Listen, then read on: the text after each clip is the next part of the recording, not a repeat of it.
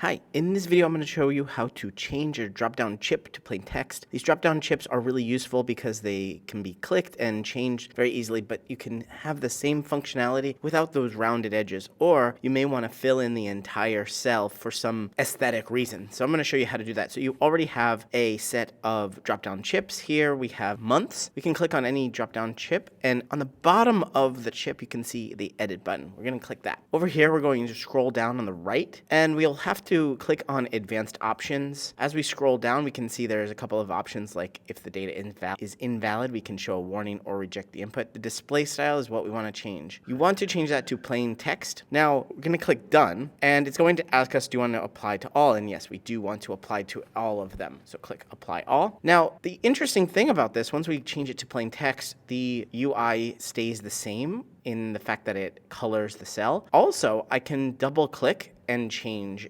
the month.